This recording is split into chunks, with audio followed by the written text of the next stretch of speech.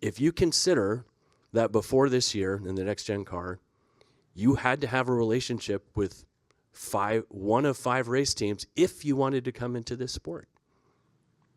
You had to. This car changed that.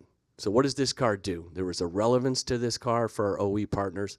The styling was fantastic of this car. And then the question would be, well, what's the raceability of the car? And the raceability of the car was such that it resulted in 19 different winners, so more than half the field won a race in NASCAR this year. 5 first-time winners. More green flag, more passes throughout the field in a single season. By the way, that happened 4 weeks ago. So I would say the racing has delivered. It's been terrific. I did want to touch on one thing relative to the safety of the vehicle. I'm sure there's going to be a question that's going to come from one of you. The car was designed as safety is the number one priority for that car. That's how it was designed. And it was designed to make sure that the horrific situation that we saw with Ryan Newman of the Daytona 500 and the intrusion that happened into his vehicle, or the crushed roof that happened with Joey Logano at Talladega, that those things needed, the strength of the car needed to be there. And that is something that was first and foremost into why that car was designed. So I would say, and I want to give a public shout out to Steve O'Donnell and his team, nothing short of spectacular, and what a bold play, right? So a year ago, I think someone asked me, what keeps you up at night? The car kept me up at night. Whether we could put that car on the racetrack at the Clash of Coliseum. You've had supply chain issues and all the rest of it. And if you think about it, get to the Clash of the Coliseum and you don't have a race car, there's no safety net. You can't go back to the old. It's gone. It's too late. You're done. We wouldn't race.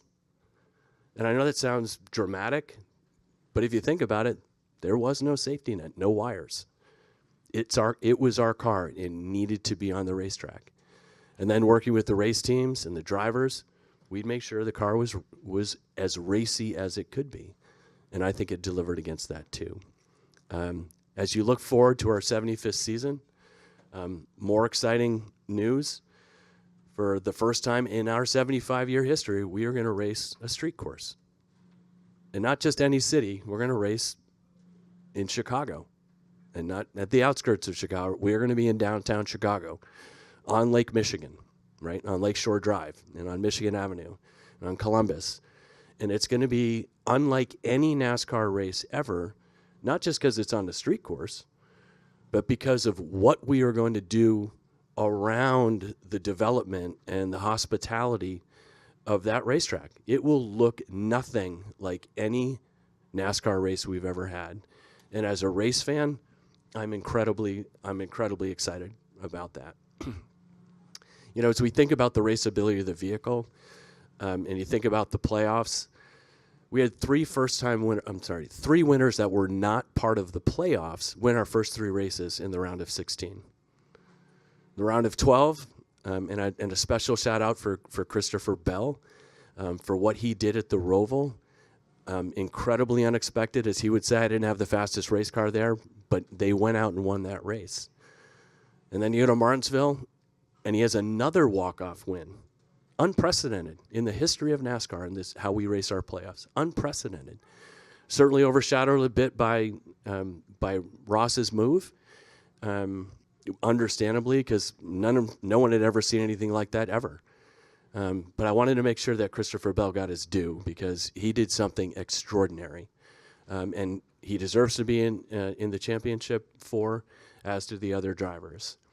So, again, thrilled for where the sport is, thrilled for where the sport is going as we head into our media rights negotiation next year, as we head into kind of uncharted territories with the Chicago street course. And we are going to continue to be bold, and we're going to continue to be innovative.